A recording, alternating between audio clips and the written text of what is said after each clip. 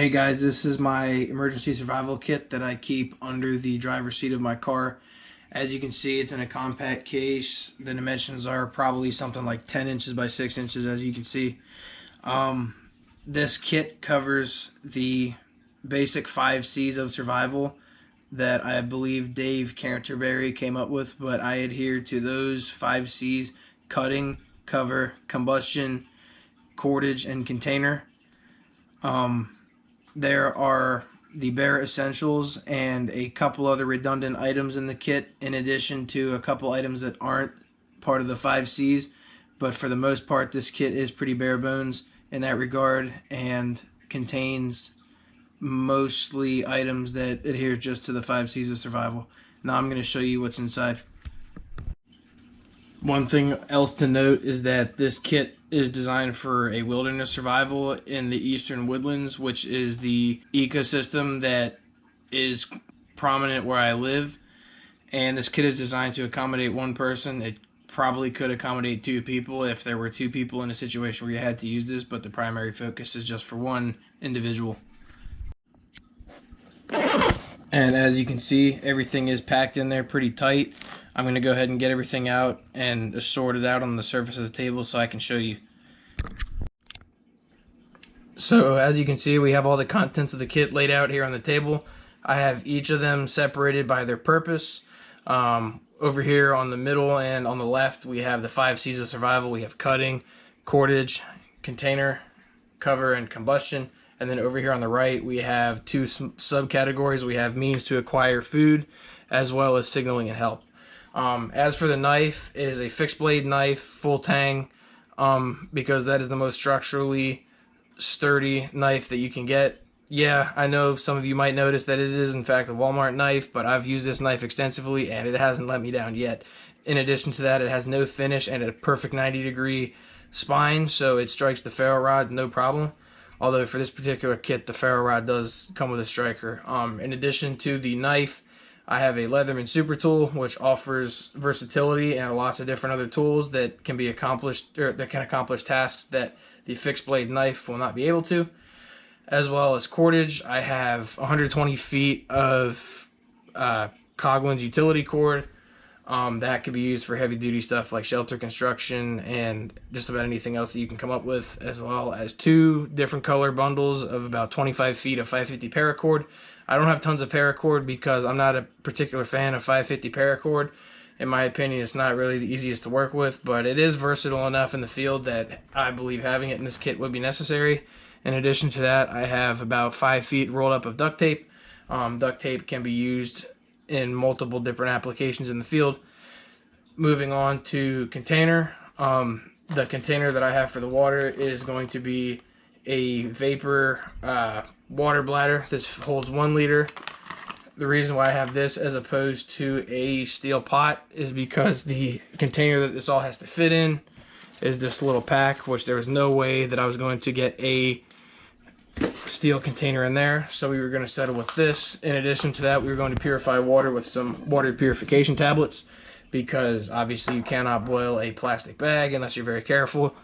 In addition to the vapor water bladder that we also have 2 gallon size Ziploc bags, as well as another quart size Ziploc bag just for redundancies. You can imagine all the different kinds of uses that you can use in the field for a Ziploc bag to keep things watertight, or to transport water, or to transport any kind of other thing that you might need, as well as 3 pieces of aluminum foil.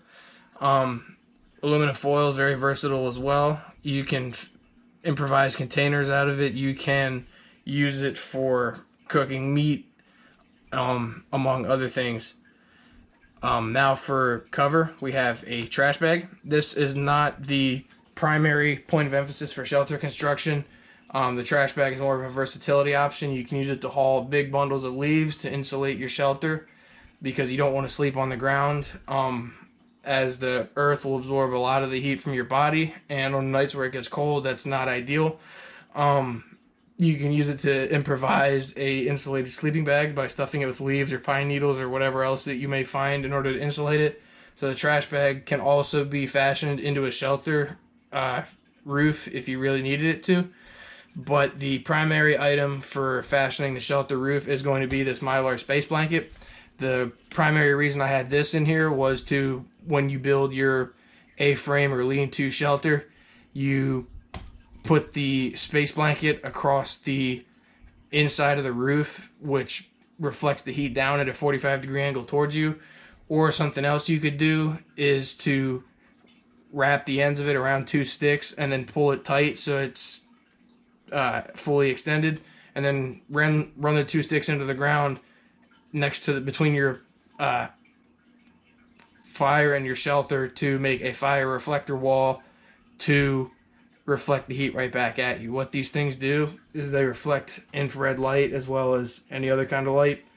And infrared light is not visible to the human eye, but our bodies can feel it in the form of heat, and your fire emits a lot of that as well as your body, and being able to reflect as much of it back towards you, especially when it gets cold at night and in harsh conditions, is going to be paramount for keeping you warm. And so there's a lot of different ways that you can maximize the effect of the Mylar space blanket to keep yourself warm. Moving on to combustion, we have waterproof matches in this waterproof container. The striker is inside there as well, as you can see, or might not be able to see. This electrical tape that you see wrapped around it is actually all the fishing line that we have for the fishing kit, which we'll get to in a little bit, but I had nothing else to wrap it around, so I wrapped it around the match container. We also have a Bic lighter, as well as a Ultimate Survival Technologies Spark Force Fire Steel. And then for some emergency tinder, we have 2 cubes of wet fire, as well as a cotton ball. Obviously, these tinders, should be reserved for emergency use if you are just unable to get a fire going with anything else. But obviously, your first priority will be to look for natural tinder, as that'll be a lot more handy and renewable resource than using the tinder that you packed. In addition to that, I have 2 100% cotton bandanas. You don't want anything polyester. You want it to be 100% cotton for the sake of making char cloth in the event that you need to.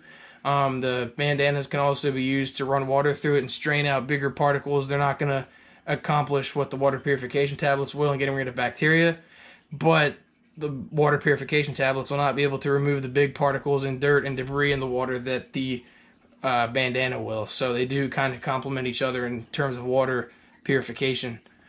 And now moving on to the equipment to acquire food, we have some copper wire, which can be used to fashion snares, so you can make a ramp trap to snare squirrels or any other small game that you might be able to catch, because trapping is going to be a lot more energy efficient on your body than hunting. And when you're in a survival situation and you have no food on hand, every calorie that you spend is going to be detrimental towards your odds of making it out alive. So you want to spend as little calories as possible while being able to gather up as many as you can. What's in this little Altoids tin kit here? It is held together by a Ranger band. This is our fishing kit.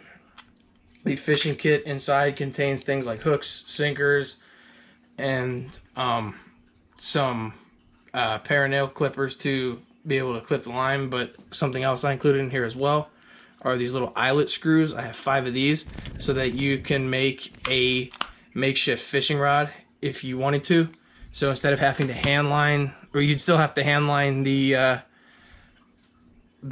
hook if you were to get something if you were to catch something, but having the rod would make it a lot easier to cast your bait out a little bit farther and be able to have more success fishing, because there is a considerable amount of line wrapped up around the waterproof match container. Moving on to the last bit of equipment that we have in the kit, we have a signal mirror, which can be used obviously in the sunlight to provide a signal flash for signaling for rescue, as well as 2 glow sticks for if rescue comes along at night and you need to get a rescuer's attention at night, you won't be able to use the signal mirror, but you'll be able to use the glow sticks, as well as a pencil sharpened on both ends and some sheeted paper. And inside the folded up piece of paper is a cloth sail needle and some thread in the event that you need to sew up a piece of equipment, or if you need to do a suture for the event of a wound. I know this kit doesn't really cover first aid, but the duct tape could double as first aid in the event that you need to. And then last but not least is the survival guide out of a Bear Grylls survival kit from years ago.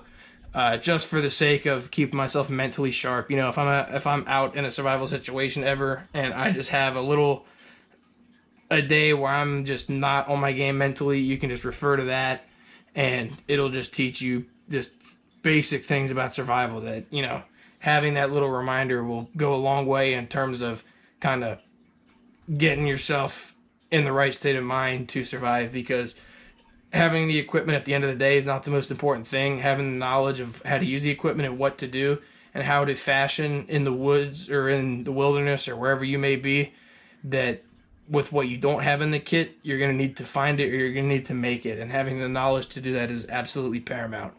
And the most important thing by far in any kind of survival situation is the will to survive. Having the equipment and having the knowledge is useless if you don't have the desire to live. And that's something that I can't really sit here and preach to. You kind of have to find that within. But anyway, I hope you found the contents of this kit informative. I hope you liked this video, and I'll see you next time.